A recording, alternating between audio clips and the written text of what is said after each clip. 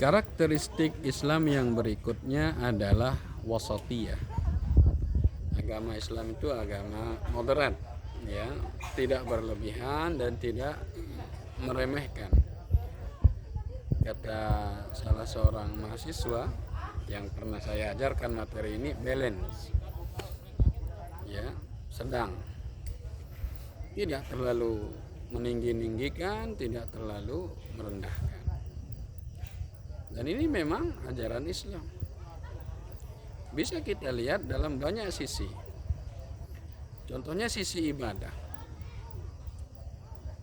Ya, contohnya sisi ibadah. Tatkala kita beribadah kepada Allah Subhanahu wa taala, kita tidak boleh berlebih-lebihan, memberatkan diri, memaksakan diri untuk beribadah sehingga kita sendiri yang akan lelah kemudian akan bosan. Tidak, Islam tidak suka itu. Suatu saat Rasulullah SAW melihat seutas tali yang menggantung di antara dua tiang di Masjid Nabawi SAW.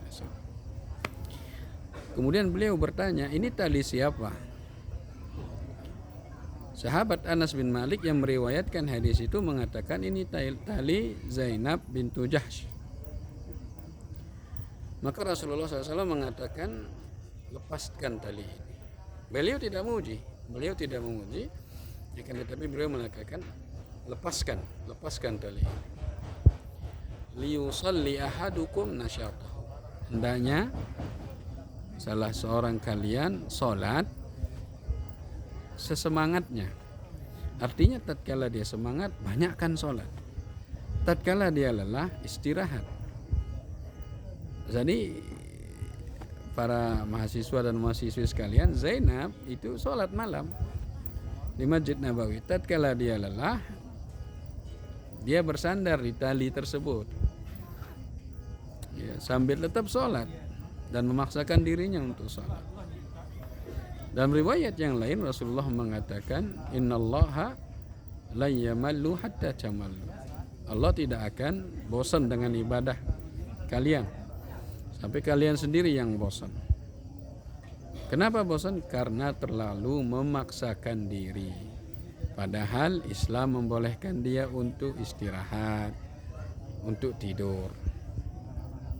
Kejadian yang lain yang menunjukkan wasatiyahnya Islam, tidak berlebih-lebihan dan tidak terlalu meremehkan dalam masalah ibadah, adalah tentang 3 orang sahabat yang datang kepada Rasulullah sallallahu alaihi wasallam.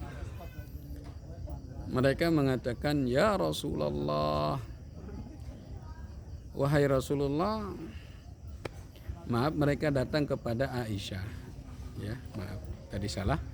Mereka datang kepada Aisyah, istri Rasulullah sallallahu alaihi wasallam.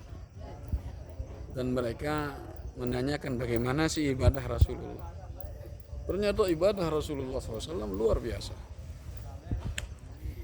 sehingga membuat mereka untuk semangat beribadah dan mengatakan, salah seorang di antara mereka mengatakan, saya akan terus puasa, tidak akan buka-buka. Yang lain mengatakan, saya akan terus sholat, tidak akan tidur.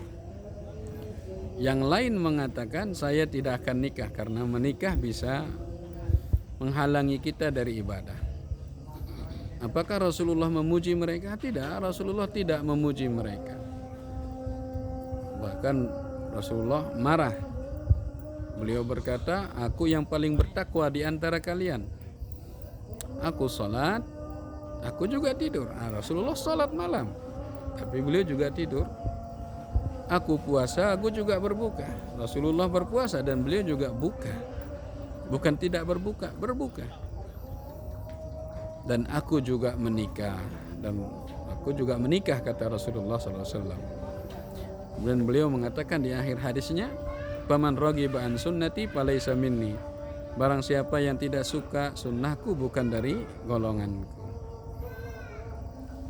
Ini contoh dari sisi ibadah. Dari sisi kehidupan dunia dan akhirat juga harus seimbang. Kita diajarkan untuk seimbang antara dunia dan akhirat. Tapi tetap yang kita kejar adalah akhirat. Dunia ini hanya membantu dan jangan kita lupakan. Allah Subhanahu wa taala berfirman, "Wabtaghi fima atakallahu daral akhirah wa la tansa nasibaka minad dunya." Kejarlah dengan rizki yang engkau miliki, itu kejarlah akhirat. Tujuan pokokmu akhirat. Wa la tansa nasibaka minad dunya. Akan tetapi jangan lupakan duniamu. Ada anak istrimu yang butuh makan, ada badanmu yang membutuhkan makanan dan minum, jangan lupakan itu. Tapi tetap jadikan dunia akhirat itu adalah sebuah tujuan utama kita. Sebuah kesalahan bila seseorang hanya akhirat saja dan melupakan dunia, dan sebuah kesalahan juga tatkala orang hanya mengejar dunia sampai melupakan akhirat. Akan tapi tengah-tengah harus balance.